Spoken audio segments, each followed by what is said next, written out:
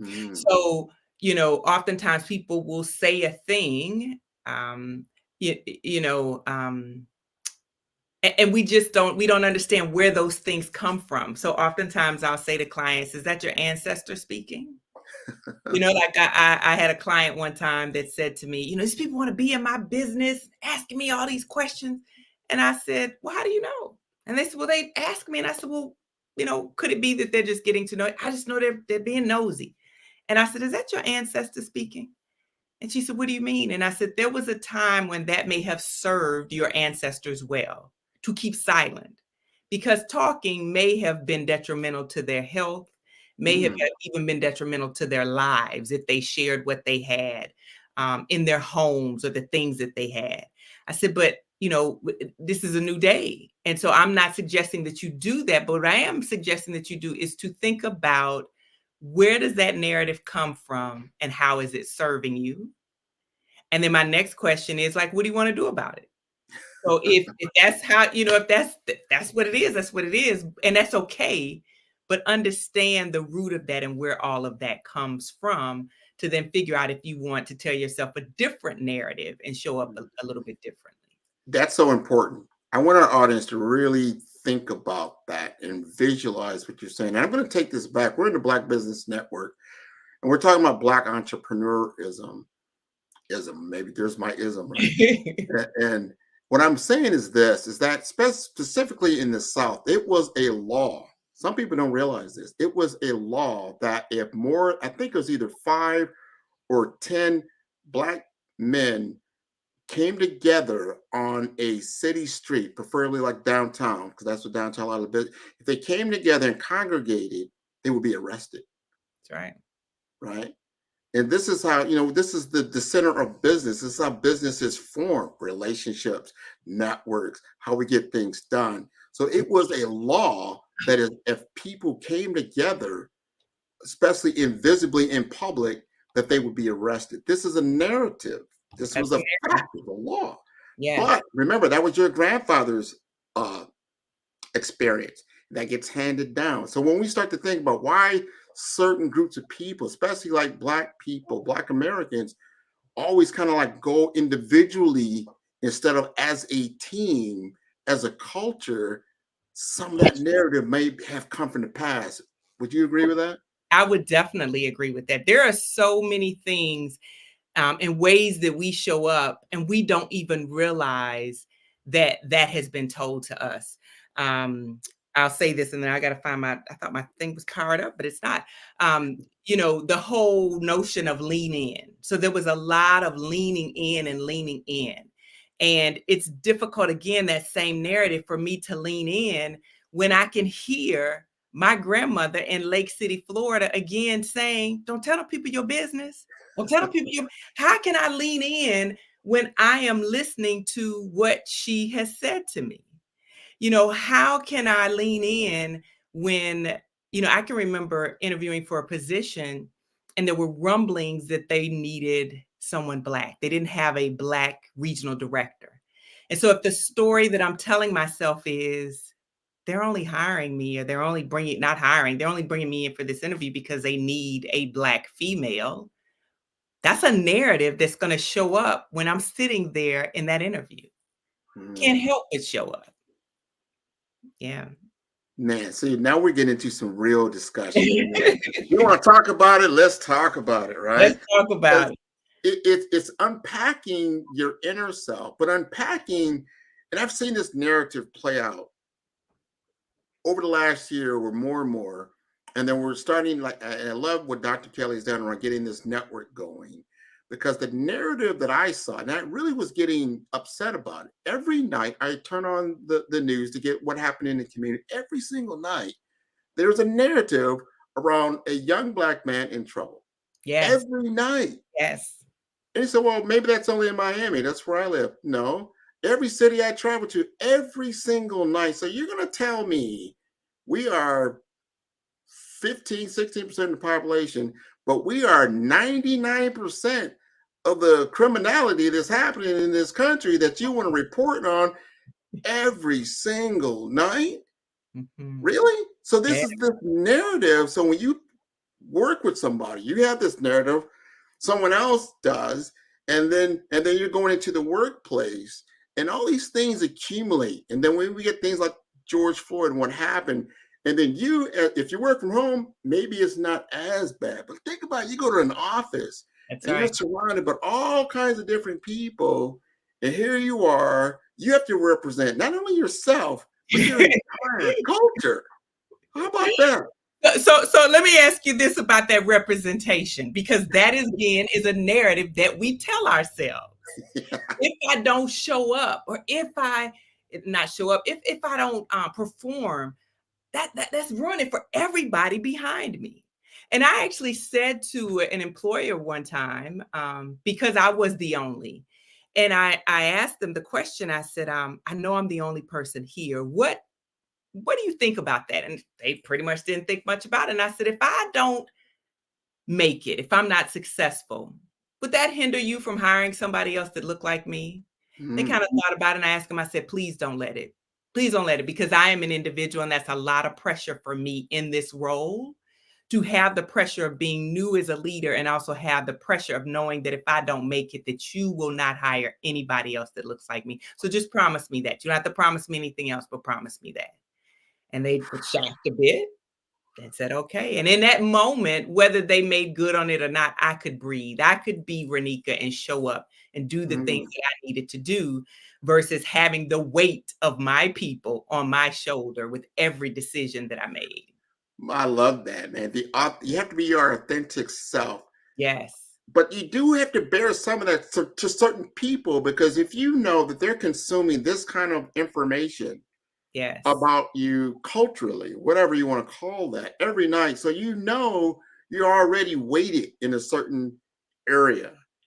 And they're not like, hey, I couldn't sit down at a person from Asian descent and think I truly understand their culture or what affects their culture and all this stuff. So I have to go through that. I have to learn through something. You're a human resource professional, so you kind of understand where I'm coming from, but you Mhm. still have to have a certain humanity, that of commonality, the human instinct about Yeah. certain things, but understanding what the belief systems are around the people that you're dealing with and yourself, and how that all plays out. So I commend you for what you do, because you sound like somebody like, we need to get on the couch, right?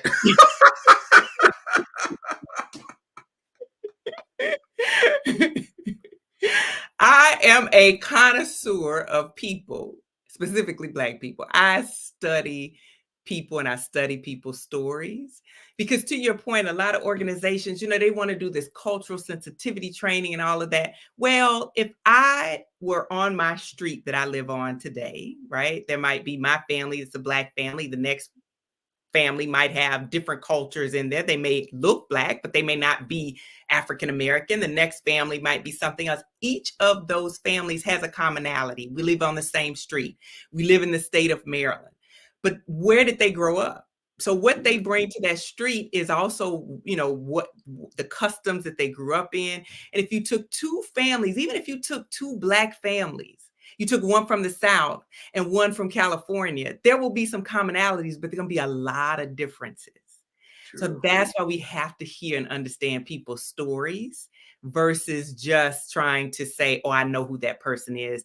And that's why I want to be on the stage, because I can do it one to one. I can do it even in coaching, but the message on the stage, to your point, these people that are watching the news, the people that are getting these false narratives about us, they need to understand, especially if they're in decision-making positions, they need to understand what that weight is like for us, and to understand the stories that we tell ourselves, and help them to understand how they can support us when we walk into these spaces with these stories on our backs. And we do, and because those stories, they haunt us, some of them, right? Mhm. Yeah. It's like we're about to go into Black History Month, history, or the history of Black history in America, unopposed to some senators from South Carolina don't want to realize there's some racial overtones in this country that were definitely institutionalized. Wasn't somebody's opinion. It Mhm. was there, but we are reminded of it every single month. Some of that is good, some of that is bad. It's like, well, what are we doing now is so important. And I have white friends. I have all kinds of different people, and they say, "Well, no, Grant, you're different," and that's what I don't Mhm. like hearing. That Wow. oh So well, what's your we're not talking response about when you. We're they talking about somebody else. say you're different? What do you say when they say that? Tell me what you say. What do I say? Yeah, what do you say? Honestly, that's a teaching moment, And I had a friend of mine say that. I said, "What do Yeah, you mean by I am different?" Well, you're not like what you said. Well, I'm like the guy in the news you just saw last night. Unfortunately, because I would tell them like, poor people are poor people. Most of those people you see out there are socially disadvantaged that's people, right. That's right. right? I'm not at that level. So yeah, I am different from that aspect.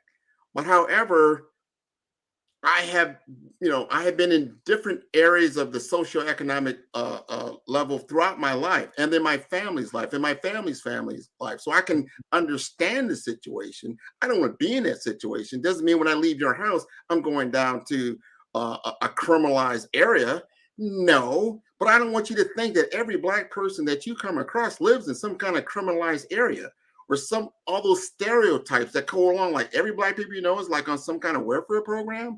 Everybody that doesn't speak well. Everybody knows looking for a job or don't have a really good job or not a job that not like your job. Is that what you're trying to say? So those narratives are the narratives that we need to like really just get rid of. You're very educated. I love what you're doing, Miss Weston. I'll call you Miss Weston, and how we interact. And me and you, just so the Mhm. audience know, me and you, we interact every week with people from all walks of life, Yes, we do. and we interact with what their business is all about, what our business is about. No one has anything about that. We all interact and we learn from each other. And I would like to see that more of the majority instead of the minority as far as experience. Me living in Miami, Florida, I've learned that. Mhm. Everything you just said. Just because a person may look a certain way doesn't mean they are what you perceive them to be. That's right. So many people walking around here. They might be light skinned, meaning light Caucasian or something like that, but they could be Cuban, they can be Jewish, they can be from Australia, they can be from New Zealand. You've got to allow that person to define themselves. Yeah. So that's Yeah. my question I want to ask you. How do you want to be perceived professionally and personally? Um, I want to be perceived as a Black woman because my lived experiences are as a Black woman. I tell people that I have Southern roots and Midwestern limbs. So I'm from the South. So the way that I see the world and the accent that you hear is the South. So first and foremost, I want to be perceived as a Black woman. I don't shy Mhm. away from that. That is who I am.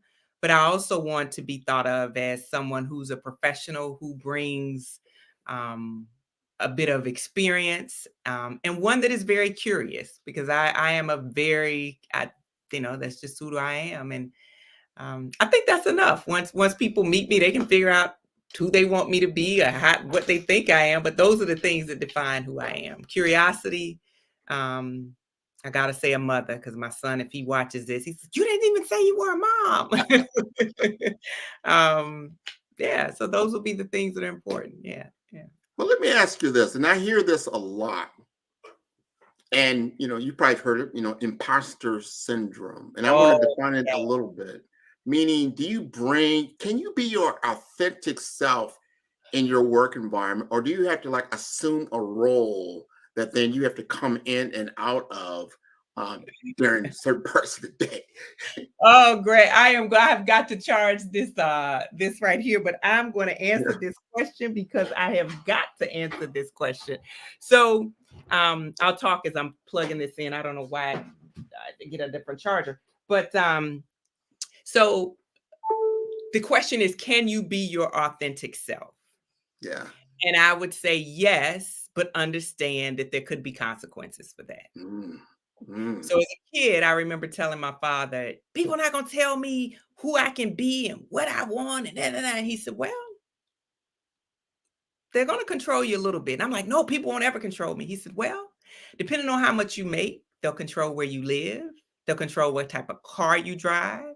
They'll control the restaurants that you can go to. And I thought, well, that is true. So there are consequences when we say we want to be ourselves and we don't want to conform. Mhm. And I do believe that you do have to be your authentic self. You have to show up in an authentic way. But the challenge with that oftentimes is people are not connected to their values. So if I know what my values are, my values come out in who I am. If I espouse family and I say family is important to me, my authentic self says at 6 o'clock, I got to get out of here. I got to go to my son's football game. I'll catch you at 9 when it's over and I can get him something to eat and we can get back home. But the authentic Renika who values family, that's what I got to say. You Mhm. know, if I left the company because of my values. I didn't realize it at the time, but they said that they valued creativity. That was part of their mission statement and all of this. Well, something happened and they couldn't pivot. And I kept asking them about where's our creativity? Why can't we do this? And they just couldn't. And I couldn't, to me, it was like they had lied to me. Right. Mhm. And I just, at that moment, I started looking and I left that organization because of that. So my authentic self would not allow me to be a part of something that was clashing with my values. I didn't know it at the time because I don't think I knew what my values were. But I Mhm. think to be your authentic self, you have to figure out what's true and what's important to you. And once you figure that out, it's like a freedom that nobody can take away. They just can't. Do you feel that? I I feel Marak. I feel Marak is listening. I feel Marak need to come on camera. I want her to join this conversation because I think it's so important that our generations get an understanding because I've heard it so much from our 20-year-olds or 30-year-olds or I see a lot of like they either they're throwing a lot of excuses of why this didn't happen or why that didn't happen, or it was them, it wasn't me. It's a fine line of things you have to understand, but you have to be grounded, is what I heard. Grounded. And so, Barack, I want you to join this. Have you been listening? I have been listening. Don't tempt me with a good time. As soon as I heard my name, it popped up.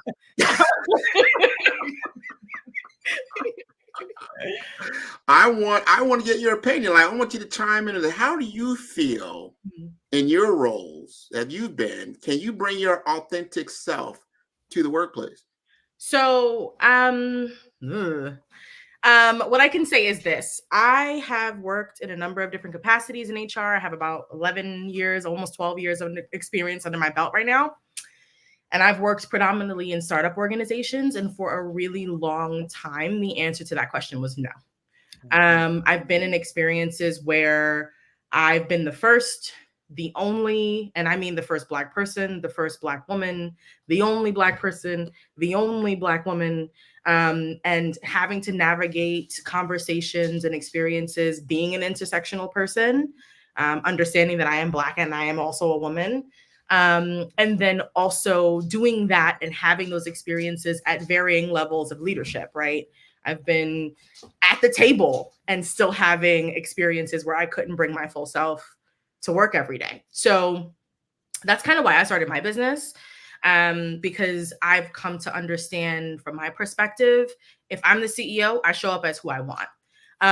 So that's number one. I think number two, it also means in my direct experience working with clients who work with me, you are understanding that I'm coming to you and I'm bringing a service.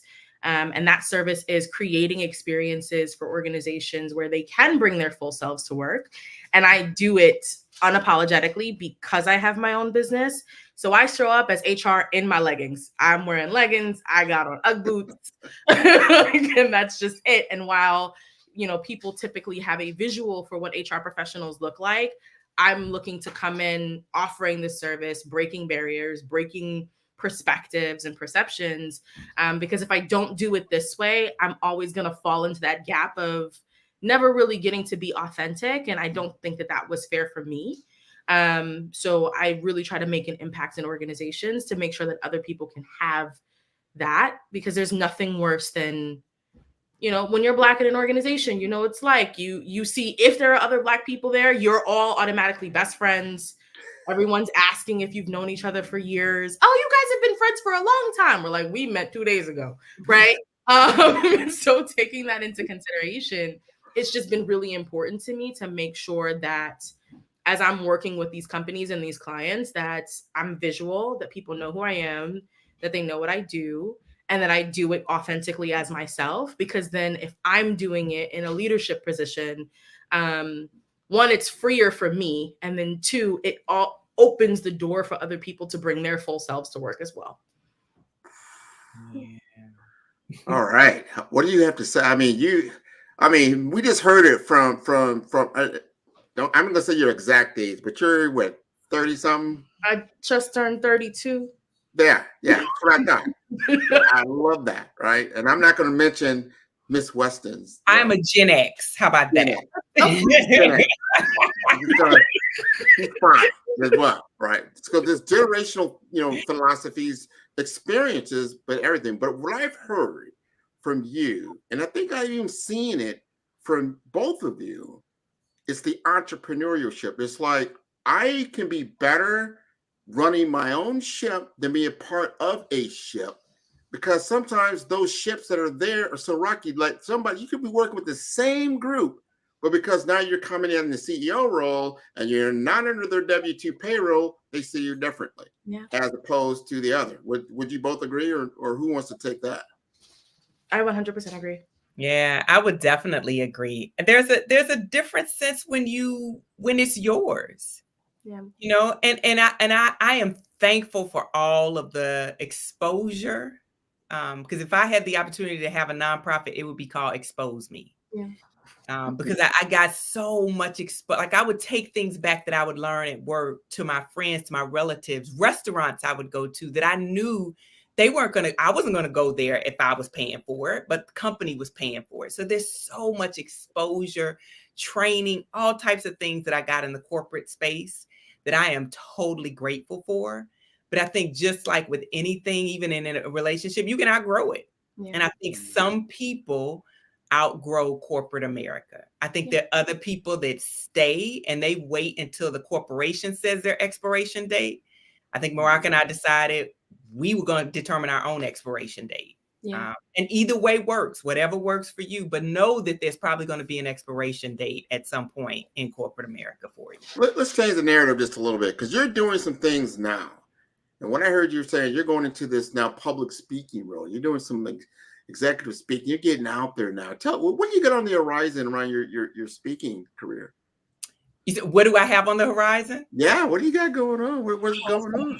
My bucket list is to go back in the spaces where I selected those speakers, where it was pale, male, and stale. Ooh, okay. So when I was in biotech and pharma, every year we'd have a national sales meeting. And it was no slight to anybody selling Amway, because my parents sold it, but it was like an Amway meeting. Everybody, I get all excited. And we bring in these speakers, and many of them were rah-rah. Some of them were thought leaders, but a lot of them were rah-rah. I sat in the room. I helped to write the checks. I helped to select those people come on the stage. And in my tenure of 20 plus years, and I served on a board with a trade association, did the same thing, bringing people in. I may have seen a handful of people of color, of color in my hand, and Black. I remember one man who had been formerly incarcerated, who was now a chef, maybe an ex sports person, football, basketball, no slight to that. But my thing was, that's what I want to do. I want to get on the stage, and I don't want to rah-rah inspire people. I want people to lead transformed. I want the message to be a message that leaders and the people that they lead can hear, and they will walk away being different. They will see each other different. They will interact differently with each other. So that's how I got to it. So, Marak, if you went to this conference that she was going to be a speaker at, how would you feel about that? I mean, that would feel great. I've been in the seat at those conferences. I've also planned a few, and very seldomly do I get the opportunity to see someone who looks like me, right? In a professional environment, leading a conversation, a discussion a thought, a topic to kind of rev up a team or to really transform a perspective, that doesn't happen often. Working the conference circuit and being a speaker, I've seen that there's often not a lot of us in the room. So that would make me feel incredible. I would be super hyped for that. I think that's important. And that you're breaking down some walls out there, some glass ceilings out there. I know there are other Black female speakers, but like I said, there's not a lot.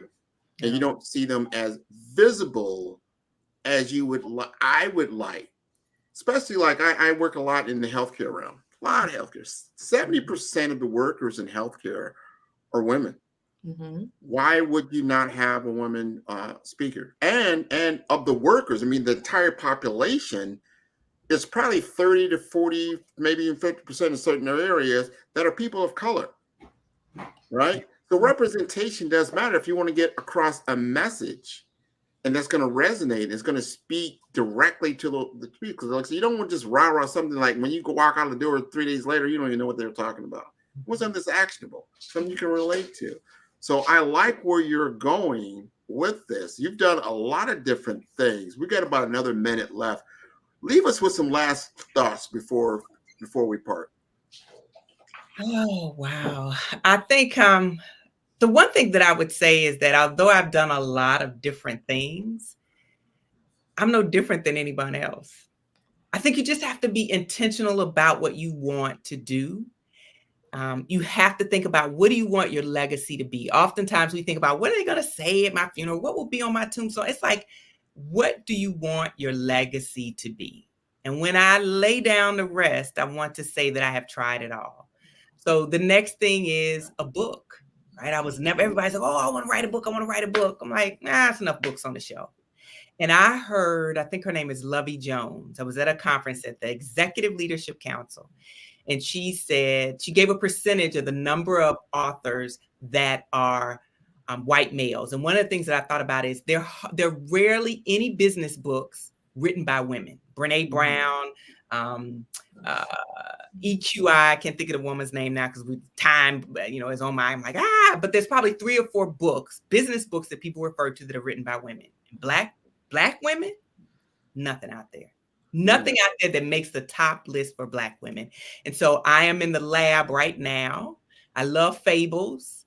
And so I would love to write a fable. When you think about 5 dysfunctions of a team, it's a fable. There are a lot of fables that are out there, the business books. So because I love fables, I love to tell stories. I'm in the lab trying to figure that out too. Awesome. Before we leave you, I'm sure Mark is going to ask you this. How do we get in touch with you? Yep. That's my well, you can just go to my website. It is www.yournextthought, NEXT thought. So wouldn't you think that's it? So it's yournextthought.com, or you can look me up on LinkedIn. I don't think there are a lot of Renika Westons. It's RANIEKA WESTON. Yeah, thank you. Awesome. Thank you so much, you guys, for joining. This conversation was exciting. I was in the background bouncing around. And thank you for inviting me back to talk. I really appreciate you for sharing all of your insights. It was great. I've connected with you on LinkedIn. And with that said, genius is common, and I'll see you both on the other side. All right. Have a great evening. Good night. Good night.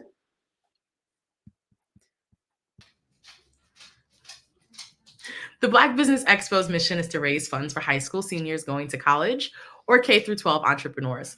The Expo is a fundraiser for students. You may go to www.blackbusinessexpousa.com to donate to the scholarship fund, or use the Cash App floating on the screen, $BBXUSA. Our goal is to give laptops and up to $5,000 to 10 students. Students can register online if interested at www.blackbusinessexpousa.com. Every dollar counts, so we want to remind you to donate to the scholarship fund.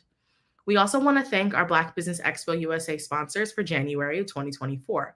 They are NC100, Moody Capital Partners, Suede Soul, Lotus Frichet Coaching and Training, The Hello LLC, 5-Star BDM Media, Carolina, Virginia Minority Supplier Development Council, Step Management, BHS and Associates, Marjorie McLean Foundation Incorporated, Genius is Common, Earth Essentials, Mullane Shania Global, Executive Women's Success Institute, The Quality Coaching Company, Superwoman Business Services, Creative Force Studios, Lee Entertainment, Artistic App Design, Black Business Expo USA, Genius is Common, and I will see you on the other side.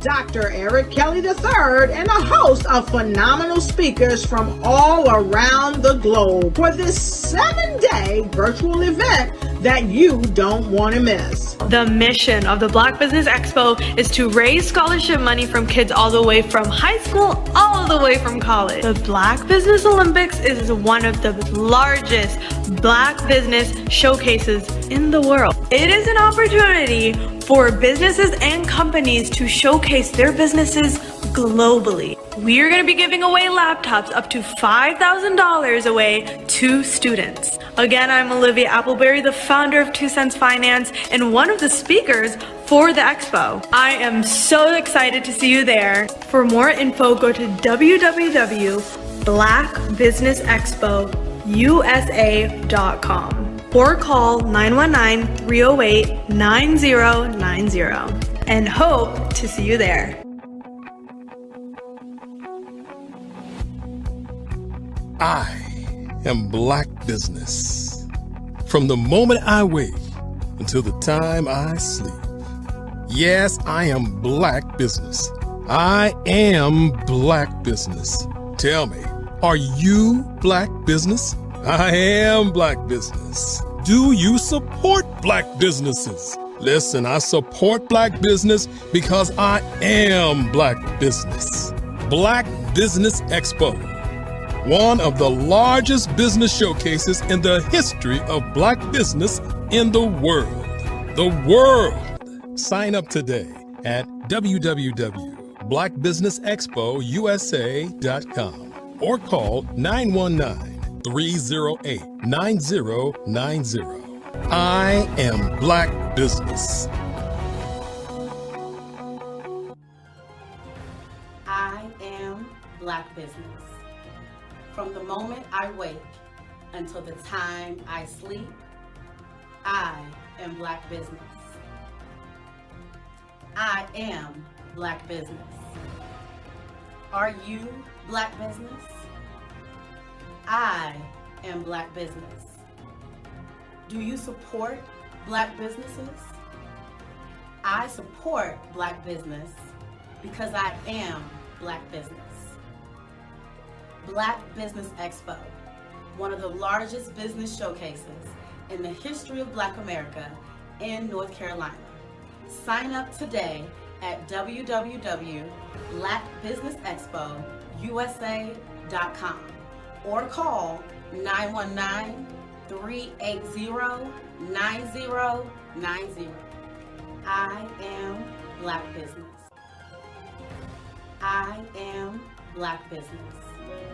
From the moment I wake until the time I sleep, I am Black business. I am Black business.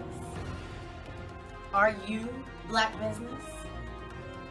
I am Black business. Do you support Black businesses? I support Black business because I am Black business. Black Business Expo, one of the largest business showcases in the history of Black America in North Carolina. Sign up today at www.blackbusinessexpousa.com or call 919-380-9090. I am Black business. I am Black business. From the moment I wake until the time I sleep, I am Black business. I am Black business. Are you Black business? I am Black business. Do you support Black businesses? I support Black business because I am Black business. Black Business Expo, one of the largest business showcases in the history of Black America in North Carolina. Sign up today at www.blackbusinessexpousa.com or call 919-380-9090. I am Black business. I am Black business.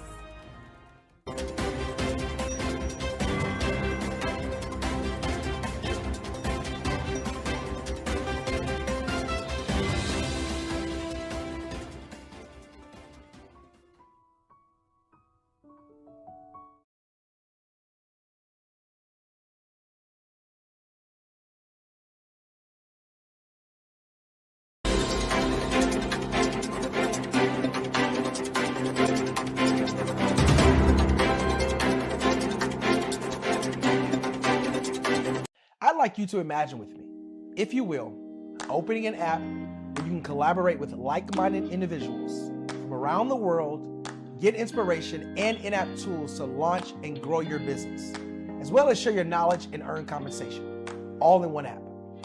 Well, the name of that app is Truso, short for Truly Social.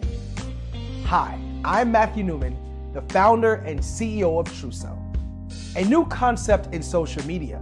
Truso is designed from the ground up to be a platform that's both social and empowering for all its users. How exactly do we do that? I'm glad you asked. First, Truso brings the world together via video. Psychologists assert that video provides a significantly more effective connection than audio only. When you enter a community on Truso, you're face to face. Second, on Truso, you don't have to have 1 million followers to monetize. Our business model allows all hosts and moderators to monetize, no matter the size of your following, by 1, producing fee-based content, and 2, inviting others to join the platform as subscribers. Even more, Truso has an in-app resource library with over 100 free resources, forms, and documents to help you build your brand and grow your business. Third, Truso is inclusive. The deaf and hard of hearing communities make up 360 million people worldwide.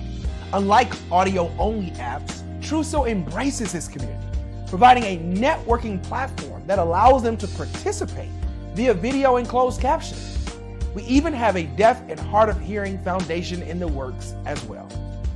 Fourth, Truso is both social and safe. We refer to Truso as a virtual extension of the beauty shop, barbershop, and brainchild of the community. A place where there's laughter, along with wisdom, growth-oriented conversation, and genuine connections in a safe space.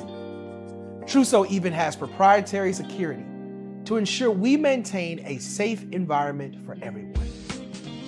Where are we at now? Truso is live, y'all. We've launched in beta, and we're acquiring users daily. We have an incredible development and marketing team, plus amazing celebrity influencers at the table, helping us spread the word around the globe, beginning within the African diaspora and beyond by creating a safe space for growth, connection, and collaboration. We're truly excited about Truso. We've created something special for which there is a global market. And we invite you to embark on this journey with us as a shareholder. The future for Truso is truly bright. Join us and let's go there together.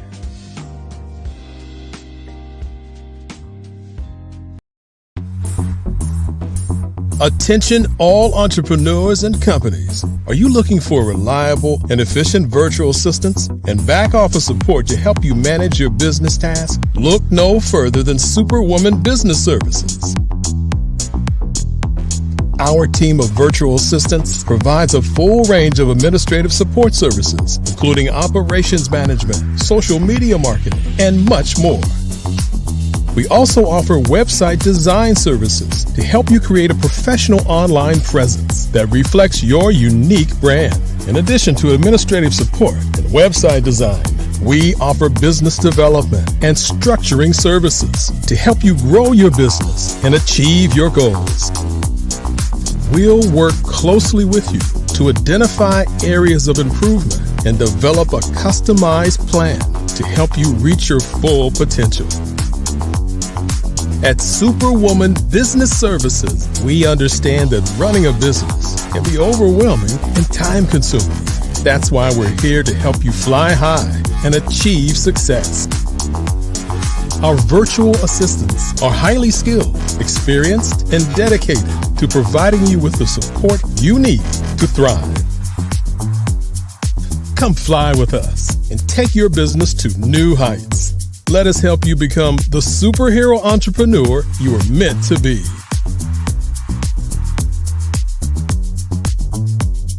Contact Superwoman Business Services today to learn more about our back office support services. Come fly with us and take your business to new heights.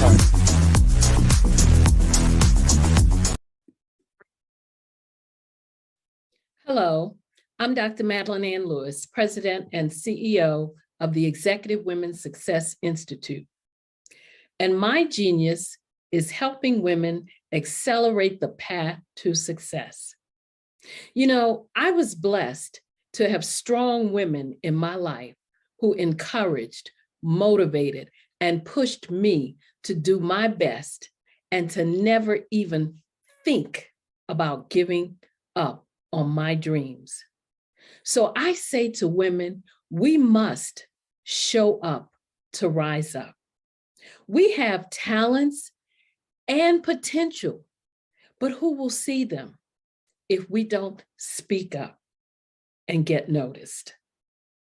I know that women are a tremendous resource on this planet, and there is nothing more fulfilling than helping a woman tap into her full potential.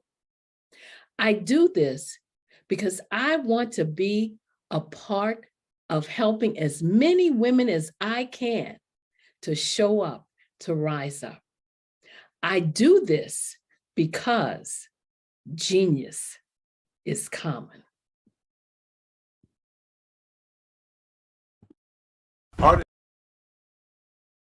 Artist to me is a creative expression of something from nothing. You know, it explodes onto the canvas, or it explodes on in my work.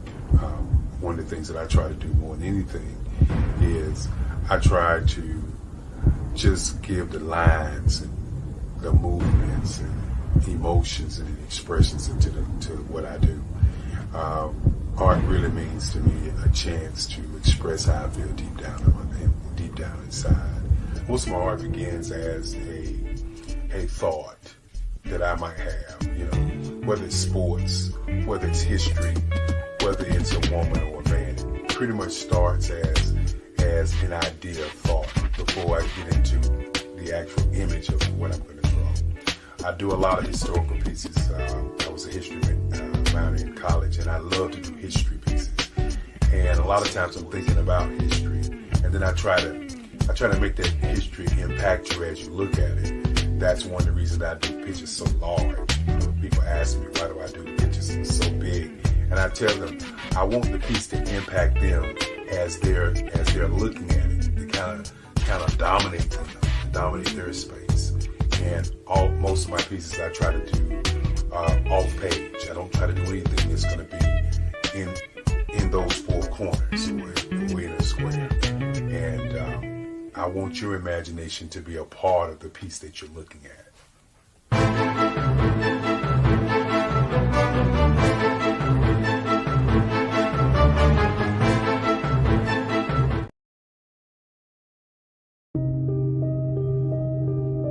The Black Business Expo is changing my life.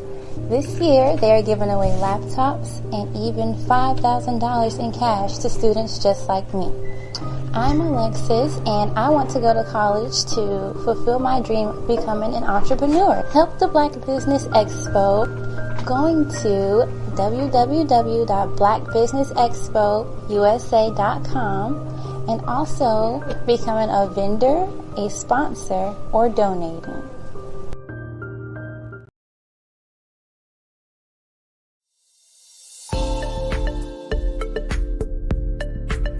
Ignite your life and seize the new year by effectively planning it with your 2024 Ignite and Take Flight Planner.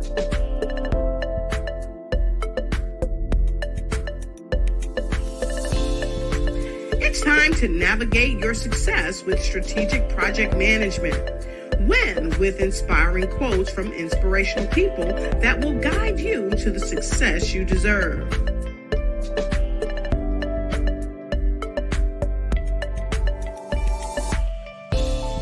And don't forget to track your dollars, habits, empowering notes, and connect with dynamic brands.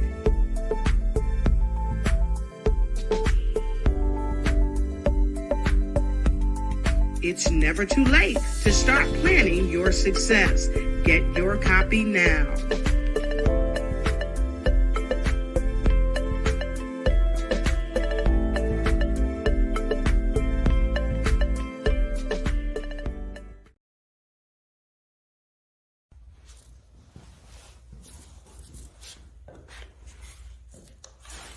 How you doing?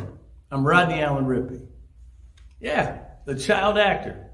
Well, now, leading man. Some of you might remember back in the day, the Harlem Globetrotters popcorn machine. Remember that? Well, it was a Saturday morning special that would come on, and I was there with Geese and Tex and Meadowlark Lemon. Remember the show? Well, I had a great time. And I have to say a huge, huge thank you to all my fans out there. Thank you for all the years of support. I went on from the entertainment industry. I started getting into producing and directing. And now, hey, here I am. I'm a studio executive here in Burbank, California at 2526 Studios. I have to say, it's been pretty good, but the best is yet to come. Please stay encouraged. Keep reaching for your dreams and never forget that genius is common. Remember that. Genius is common. No matter what anyone says to you, no matter how tough the road may get, keep striving. Keep reaching for your dreams. And always know that you are worth it. Everything that you put into yourself, everything good that you pour into your life, you are worth it. And when the times get tough, when things don't go exactly right, it's okay. Dust your shoulders off. Stand up strong. And remember, genius is common.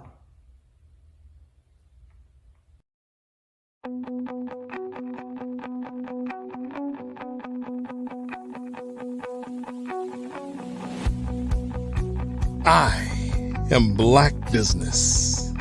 From the moment I wake until the time I sleep. Yes, I am Black business. I am Black business. Tell me, are you Black business? I am Black business. Do you support Black businesses? Listen, I support Black business because I am Black business. Black Business Expo. One of the largest business showcases in the history of Black business in the world. The world! Sign up today at www.blackbusinessexpousa.com or call 919-308-9090. I am Black business.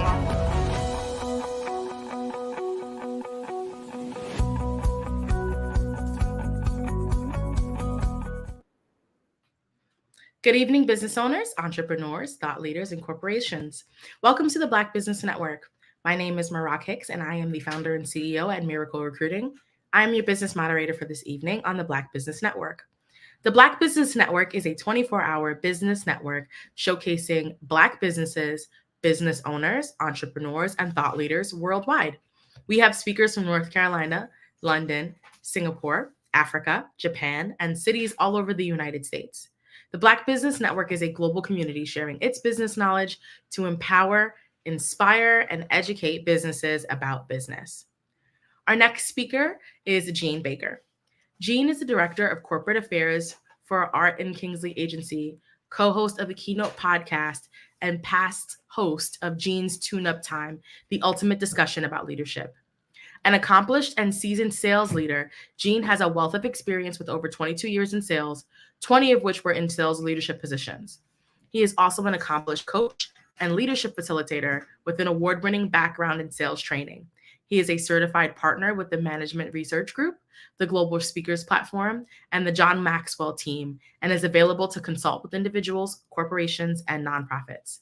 He holds numerous professional certifications in emotional intelligence and leadership behavior analysis, including DISC, LEA 360, IDI, and Discovery Insights. He's also a certified facilitator and DEI courses. Based on his experiences, leadership behaviors, and training certification, Jean brings a unique understanding and approach born out of leading, coaching, and developing many teams and individuals through significant organizational change while keeping a strong focus on driving high levels of performance, employee engagement, and positive culture. His training background has provided him valuable experience in Salesforce expansion, curriculum development, training, workshop development, learning behaviors, and workshop facilitation. Jean is known for having an immense passion for bringing the best out of people and helping organizations achieve high results through leadership and excellence. I now present to you, Jean Baker. Hey, Jean, how's it going? Hey, well, thank you for that. It's going great. Of course. All righty, well, I will leave it to you. Genius is coming, and I'll see you on the other side. Absolutely.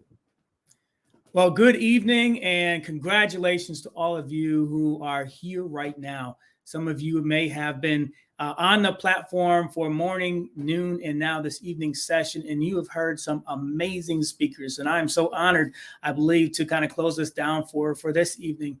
And what we're talking about, what I'm going to talk about, and I wish I could have a conversation with each and every one of you, but what we're going to talk about is leadership. Why leadership? Because leadership matters. Just think about when you've been in a situation and you had a terrible leader.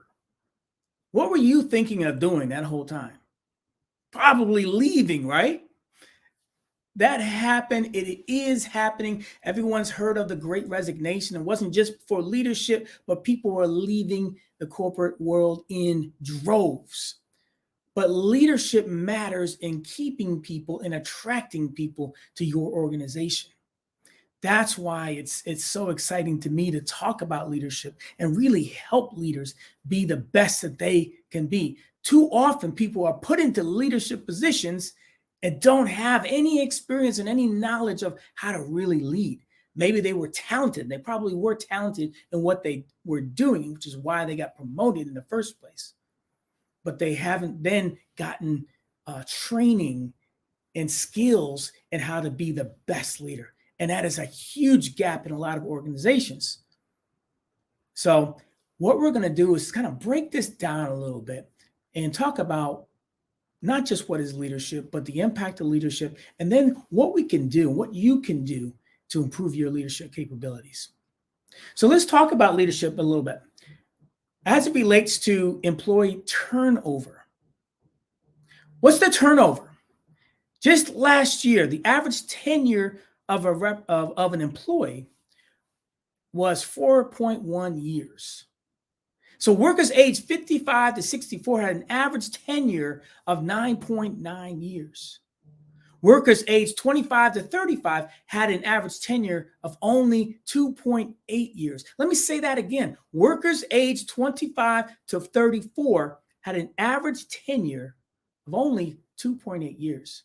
We're going to talk about that. Moreover, men had longer average tenure than women at 4.3 years versus 3.9 years.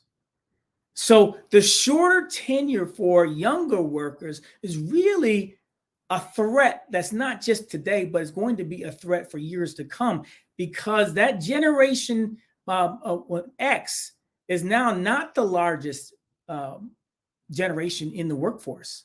Millennials are the largest population in the workforce. Who are millennials? For those who need a refresher on it, millennials are aged 27 to 42. So Generation X is 44 to 59. So millennials are leaving, or at a large rate, they only have an average tenure of 2.8. That has massive implications to your organizations. Maybe you have your own organization. Maybe you're working for an organization, you're a leader there. You need to understand what are the needs of your millennial sales force or workforce, and what are your needs of your overall sales workforce, right? All right, so what's the cost? I mean, why should you think about that? Yeah, people are going to leave, but you might say, well, so what? Well, the cost can range anywhere from 1/2 to 4 times employee annual salary. 1/2 to 4 times the annual employee salary. So as an example, let's say an employee makes $60,000. So that could be upwards of $180,000 to fill. So what is that cost made up of? Is 30 to 40% is hard cost, with 60% being soft costs. Another example is a 100-person company with an average salary of $50,000 could have turnover costs over $2 million a year. Have I gotten your attention? So not only does leadership matter just in general, but leadership has a cost, especially great leadership has a positive cost. Bad leadership has a significant negative cost just in employee turnover, not counting so many other areas. So what are the top challenges that are facing leadership in today's world? Well, one is recruiting new talent. We all heard about the Great Resignation. That's why 1 in 4 workers were leaving, if not higher. So how do you recruit new talent to your organization? Improving the workforce environment is another significant challenge right now in leadership. Improving workforce environment to retain your employees. You got to look at what you have going right now. Why do people want to come? Why would people want to come into the office? You got to think of really creative ways in which to do that. There's challenges of remote working. It's great that people can work from remote. Myself, I've been working remote basically my entire adult life, so I'm used to it. A lot of people aren't used to it, but what people will find is when you work remotely from home, work is always there, and so there's benefits to that, and there's challenges to that. There's a self-assessment for improving leadership skills. We need to understand, how do we assess our skills? That's why I have those certifications to help organizations really assess their leadership capabilities in an organized manner, and then decide what leadership behaviors are most needed to move their organization in the right way. So understanding how to do that is really critical. Developing a high trust level with your employees. I don't care what organization you're in. If you want to keep your employees got to trust you. They got to trust your leaders. So your first line leaders are so valuable to your organization. They are your heartbeat. You really have to understand, do they have a strong understanding of their personnel? Do they have a strong connection? Do they have a strong influence level over their employees that can develop a long sense of trust and a deep sense of trust? Teamwork management for creating success. Teamwork is so important. When people collaborate more, when they communicate more, productivity skyrockets. But people have to feel welcome. They have to feel wanted. They have to feel that they're valued. They have to feel that the organization cares for them. So all that goes into creating strong teamwork. So you have to really think about, how are my teams collaborating and communicating with each other, whether it's remote or live or a combination of two. And then lastly is evaluating potential performance. Evaluating potential and performance, I should say. So you really have to understand, what is the potential of your current workforce, and which means that everyone needs to have individual development plans. You need to identify your top level employee. What are you doing with your top talent? Do they all have development plans? And are conversations happening on a regular basis for not just evaluating that, but making sure that your top talent is being developed? And not just top talent, it's really, quite honestly, everyone. And then also having a fair performance, a way to measure performance. So those are kind of the top challenges that are facing companies in America today. So let's dig a little bit deeper into those areas. So as you're recruiting for jobs, we understand that people left in droves in the Great Resignation. Now they're coming back. But here's what's happening. Now you got individuals like those millennials. They're moving from company to company. They're not staying around as much. So leadership really can impact that a lot.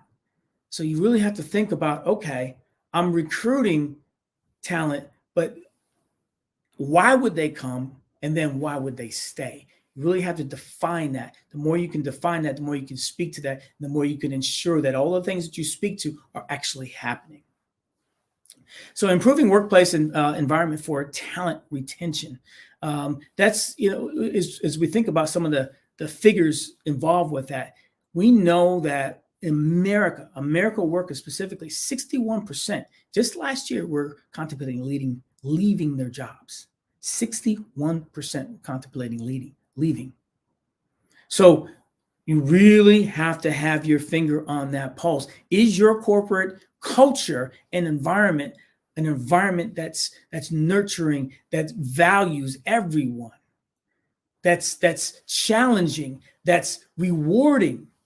All of those things you have to identify and then say, okay, well, why is this organization that way? Describe your organization and understand what exactly is making that organization that way, and where are your weak spots, and make sure that you're getting feedback from your employees and developing plans around shoring up those weak spots, or you will not retain your new talent. Challenges of remote working. I spoke to that a little bit earlier. Remote working is great, but as we found out, is people can work from home and they either are not working or they're working ridiculous hours. So there's got to be a happy medium there, but there's also some flexibility. Working from home, I might get up at 5 a.m. because I like to get up at 5 a.m. and I do some of my best hours from 5 to 8 a.m. Well, that's not a 9 to 5 job, but maybe at 11 o'clock, I might go down in my basement and do a half-hour workout. Okay, as long as people are getting the work done, there's got to be some flexibility. There should be some flexibility in how we manage the time from home. Maybe a parent needs to go to a soccer game. Okay, they can put the time in other ways, in other hours of the day. So working remotely is something that we're still grappling with, but certainly strategies need to be put in place. Self-assessment for improving leadership skills. What does that mean? Well, how do you leaders understand, are they meeting or exceeding expectations? How are your leaders getting developed? What are they developing? What skill sets have you identified for your organization that are important for the long-term success of your organization?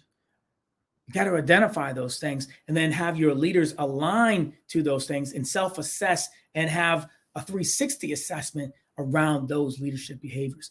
Tools like the LEA 360 are great tools of behavior analysis for any organization. Developing high levels of trust with employees. I mentioned that earlier. I think it goes to say, that is just something that it just doesn't just happen. You got to be really intentional about understanding what it is that you're doing that would or would not engender trust within your employees across your organization. It's not just what you say, it's what you do. It's not just what you do, it's just how consistently you do that. When you're consistent and you're intentional in those actions, now people can start to trust you because there's a history and an expectation based off of that history. Teamwork management for creating success. Look at how your teams interact with each other. Pay attention to it. Have your finger on that pulse. What's the energy level in your teams? Is a lot of infighting? Is there a lot of distrust? Is there collaboration? Is there a lot of collaboration? Are ideas being presented? Are people thinking outside the box? Or are people waiting to be told what to do? You really think and analyze really closely how your teams interact. You want your teams to be strong, cohesive units where people are comfortable, where everyone is participating, where everyone is valued, where everyone shows up and wants to show up and interact. Because when that happens, all the walls start to come down and people collaborate with each other more. When people collaborate, then ideas start flowing. An organization without new ideas is an organization that is dead on the vine. So you got to have a big sense of collaboration. Your teams have to be functioning at a very high level. That's your responsibility as a leader to make sure that happens. All right. So then lastly, just evaluating potential and performance. It goes without saying, how are you evaluating performance? How often are you evaluating performance? So make sure that this, at certain points during the year, I still hear from various organizations and people in those organizations that, they'd be lucky to have one conversation on performance, at the end of the year. That is not the way to do it. Make sure that your leaders are having performance conversations at least quarterly, check-ins with their employees. Make sure that that is happening and make sure people understand what it is that they're supposed to accomplish, what does it look like to meet expectations? And that should be a high bar to meet expectations, but not ridiculously high. So think about all these things. What does it mean to exceed? What does it mean to be outstanding, exceptional, the example of your organization? Make sure all of those things, those behaviors are outlined, in as clear as you can get, so people have a roadmap to, okay, this is what performance looks like. All right. So one of the things that I talk about often with organizations, and I did as a leader, is values, in leading with values. Why is that so important? When we think about values, we know that corporate values define and describe the corporation, right? They define and describe the corporation, and they influence the culture of that organization, right? So personal values define and describe us as individuals, and our personal values influence our behavior. So what do you think what happens when corporate values and personal values don't necessarily align? When they're not in line, people are uneasy. They feel that unease. There's discontent. People are unhappy. The morale drops. And when the morale drops, there's high turnover. So it's very important to understand what your corporate values are and how those align to your employees and to the customer base that you serve. When values are aligned, when corporate values are aligned with personal values, then the contentment goes up. Everyone feels good. There's a higher morale, there's low turnover, and there's higher productivity. And it's scientific, the data is there. Values, when the values align, productivity is much higher. So it makes sense to lead with values. What you have to do is understand, okay, well, what are those values? What do we stand for? So certainly there's corporate values. What I try to do as a leader is have my own values across my team that were aligned to a corporation and then some. All right. So I'll give you these values. You can do with them what you may. I'm not going to get deep into them. This is a whole nother talk, but I wanted to give you something that you can kind of noodle on and think about as you move forward from this evening. These values that I talk about with my team, when I talk about these values with my team, we go over each one of those. And I go around the room and from time to time, I have people say, well, what does this value mean to them? And how do they exhibit this value? So I want to make sure it's not just me telling them the value, but it becomes a fabric of everyone on that team. It's who we are. Because remember, values influence behavior. All right. So one is, do we value people? Sounds simple, but no, we value everyone in the room. We value you as a person. We show you love as a person. You know, so important that everyone that shows up on your team feels that they are valued for who they are. You may not like everyone, but you got to value everyone on your team, right? We got to live intentionally. You know, what that means is it's so easy to go downhill, just because when you're downhill, you're just going to go, right? Regardless, your momentum's going to carry you downhill. When you go uphill, you got to put in effort every day. When we talk about creating momentum, we talk about, you know, intentionally being consistent in certain behaviors. When you do that, you then start to create some momentum, and momentum is a huge part that goes into your favor. But we got to live intentionally, be in the moment, understand what's happening around you, understand what's happening on your team, understand what is happening in the individuals on your team. So critically important. Don't lead from up here and have no idea what's going on individually with your people or the teams that you're leading. Exceed expectations. That is a value. We should all want to exceed expectations. The world is run by a very small segment of people that exceed expectations. Be part of that. Don't be the bottom 80%. Top 5% lead this world. We want to be in the habit of exceeding expectations of each other, of our leaders, and of our customers. Grow daily. Have a growth mindset. There's a whole conversation we can have on a growth mindset. So critically important. Grow 1% a day is a good mantra to go by. Choose a positive attitude. Every day that we roll out of bed, it's a choice that we make. It's a choice. Am I going to have a positive attitude or a negative attitude? Choose to have a positive attitude. Choose to deal with whatever's going to come your way with a positive attitude. Positive attracts positive. Negative attracts negative. There is so much negativity in the world that is so hard to break through that. So be very intentional with the attitude that you choose.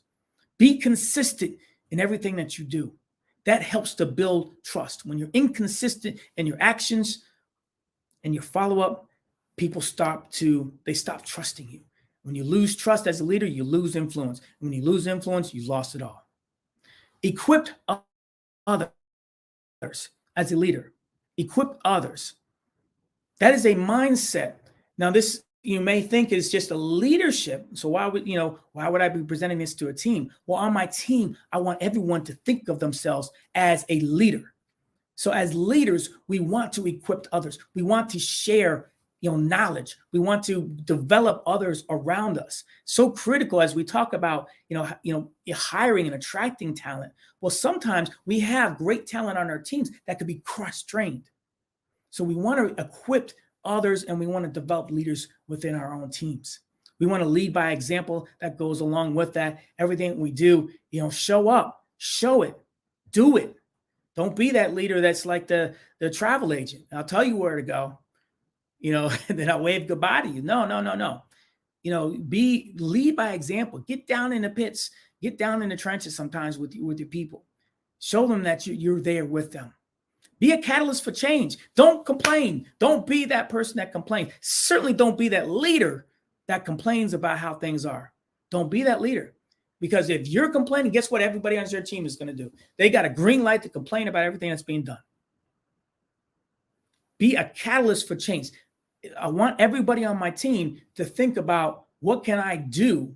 Because everything's not going to be hunky-dory. Everything's not going to be great all the time.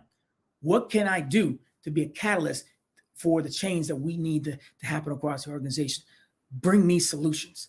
And then lastly, leave room for faith and or reflection. Everyone's not religious, but I think it's really important that we at least leave time for ourselves every day to take a step back and reflect on the day, reflect on what we want to have happen during the day, be thankful for what we do have, just leave room to connect with your inner self and connect with a higher being if you are a person of faith.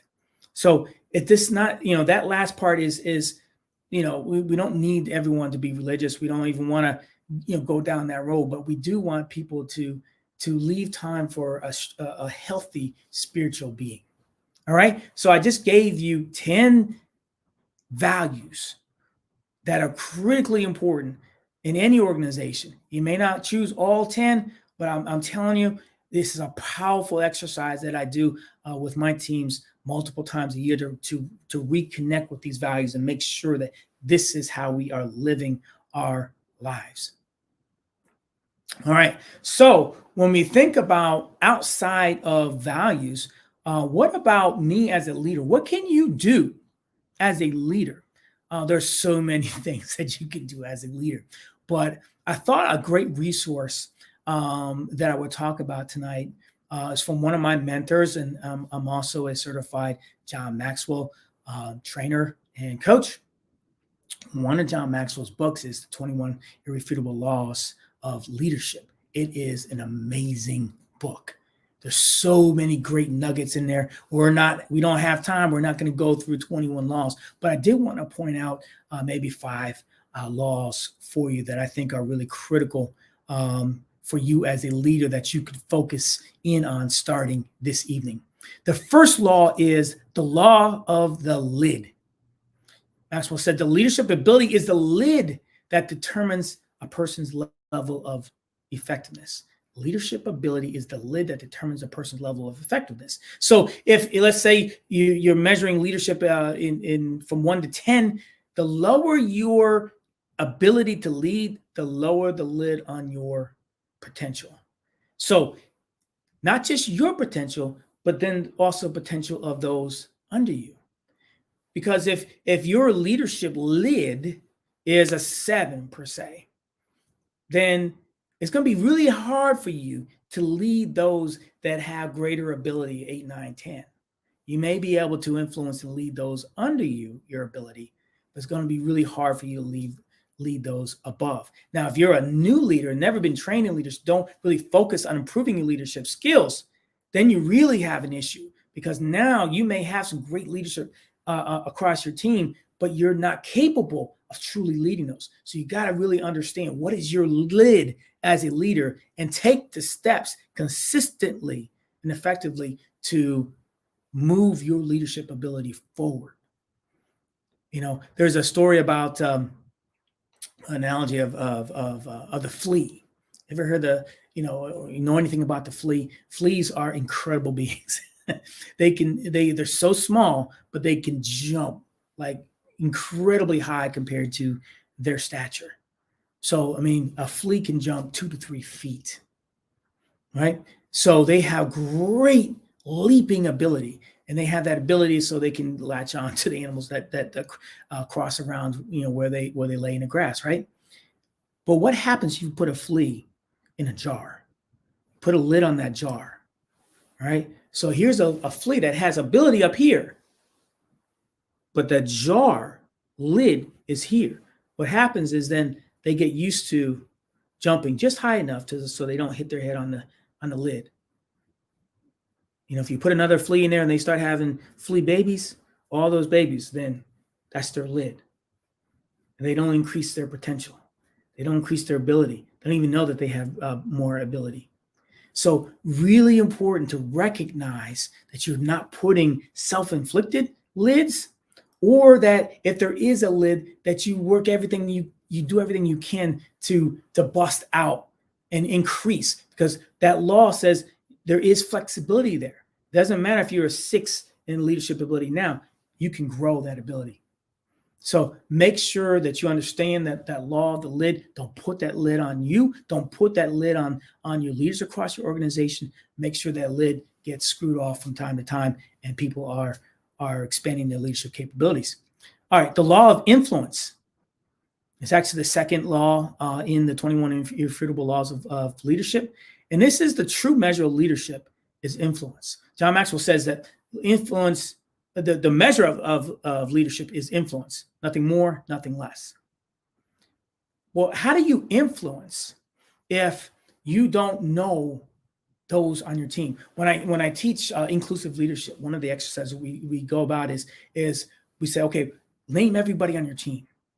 And then you start to list things you know about those people. What are their skills? What are their desires? What are their fears? What is this, that, whatever?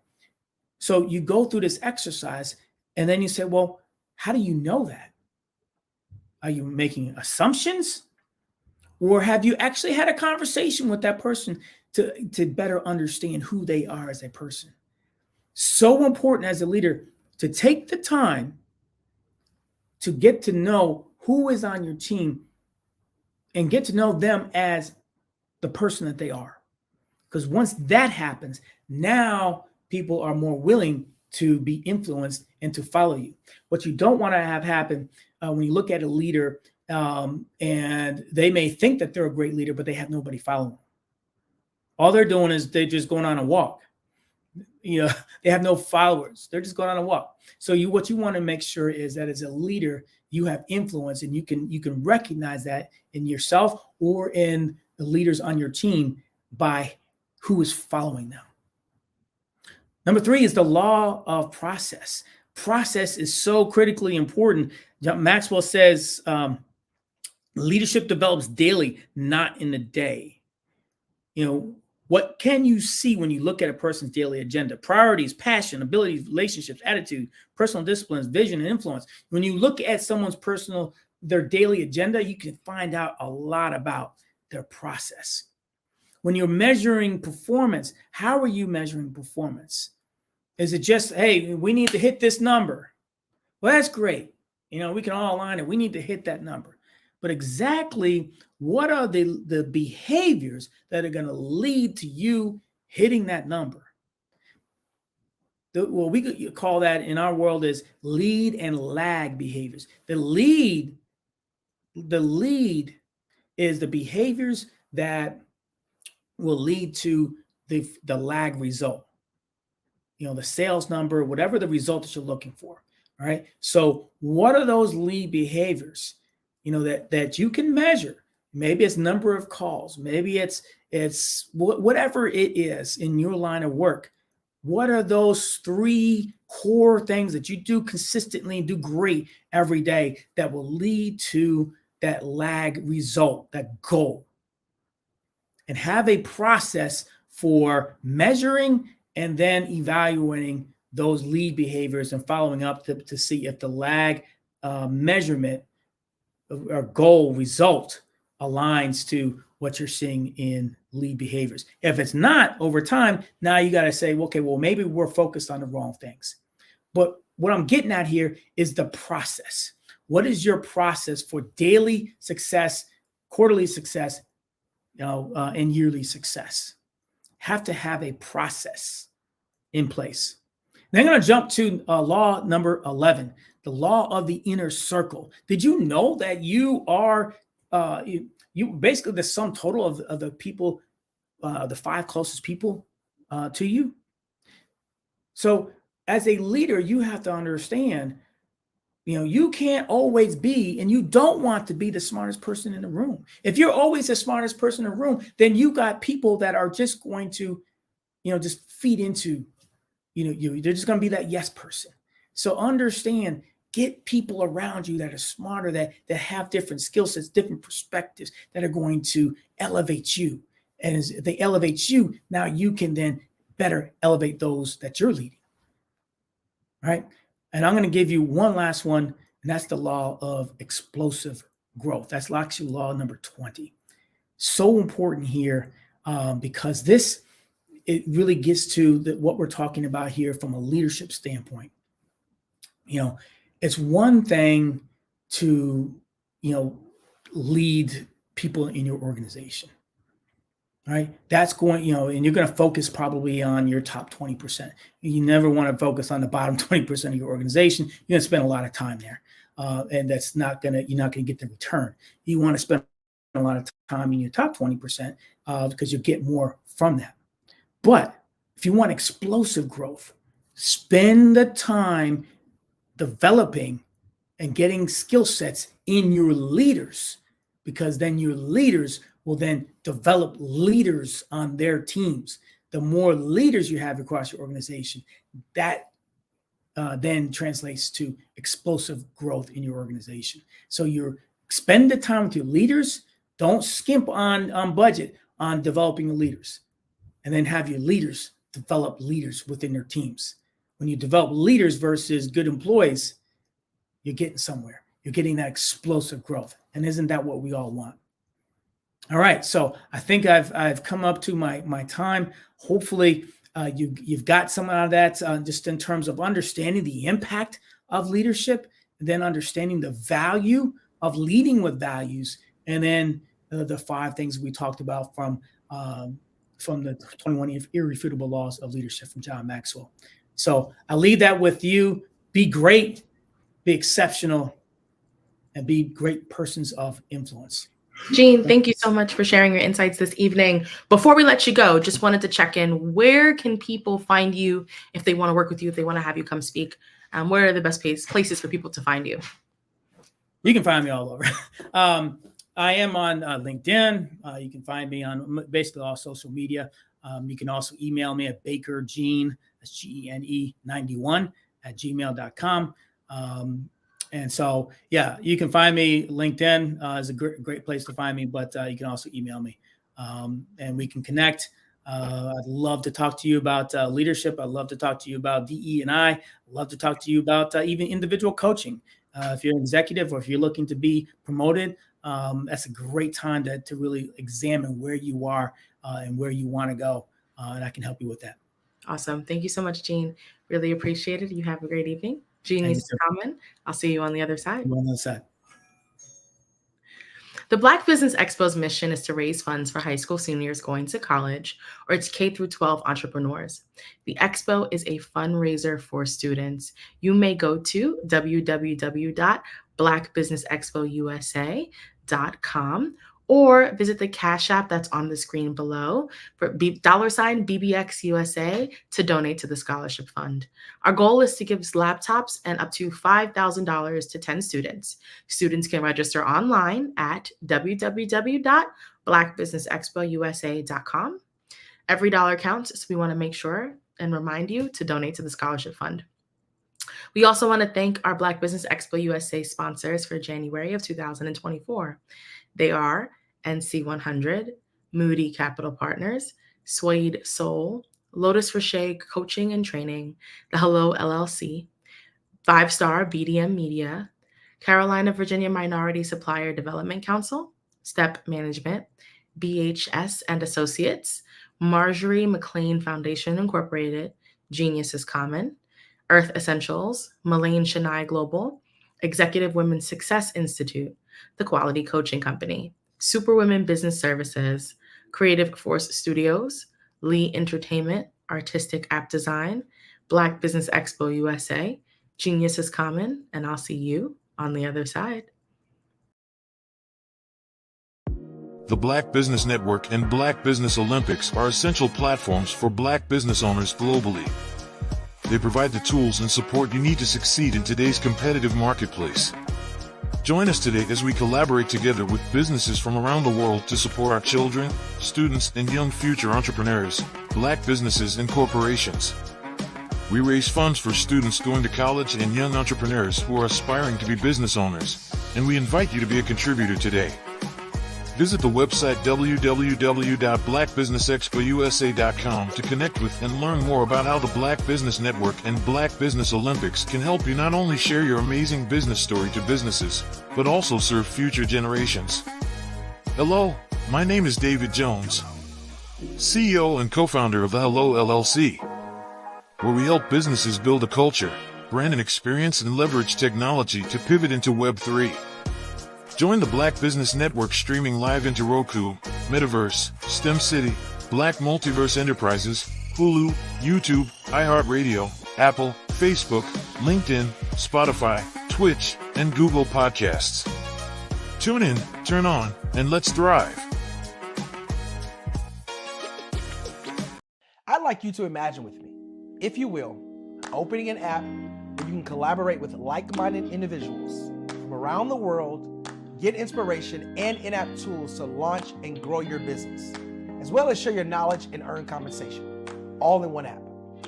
Well, the name of that app is Truso, short for Truly Social. Hi, I'm Matthew Newman, the founder and CEO of Truso. A new concept in social media, Truso is designed from the ground up to be a platform that's both social and empowering for all its users. How exactly do we do that? I'm glad you asked.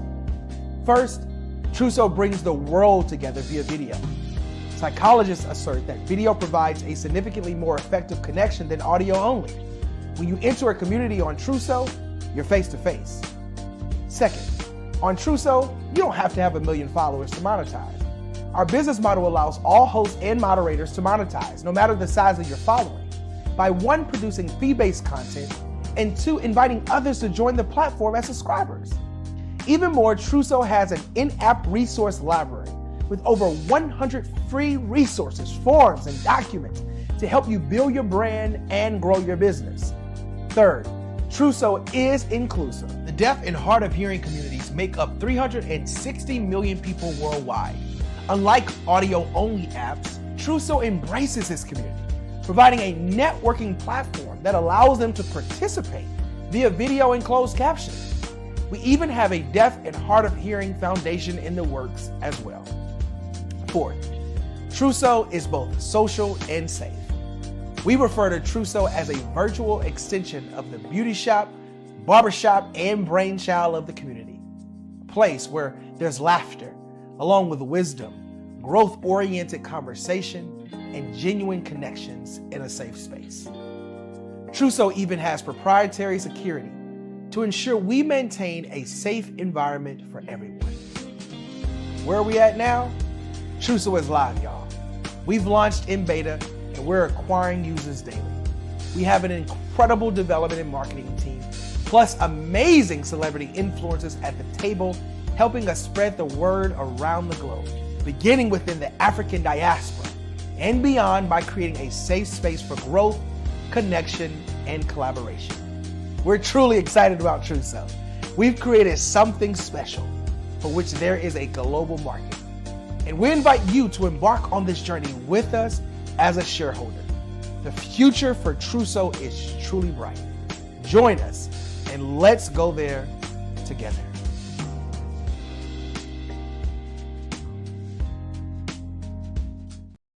I am from Washington, D.C., but I was raised in Durham, North Carolina. I came to Durham when I was about 5 or 6, and then I traveled back and forth to D.C. because it's where my people are from. One of the unique things about my family is my mother, she's also an artist. She does quilting, and she does a lot of artistic things. And then my son, he draws with both hands, his right hand and his left hand like I do. So that's kind of a family trait. And then my other son, he's a videographer, and my daughter, she works, she's a regional vice president for Sunglasses.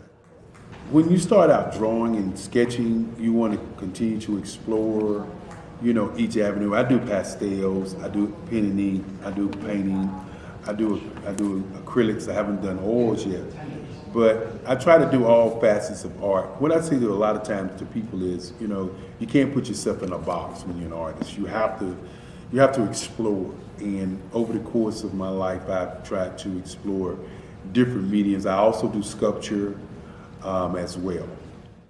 I choose my subjects by the intensity that they have in their faces, or the intensity that somebody is moving, because I do more than portrait drawings. I also do I do abstract, and then I do figurative drawing also.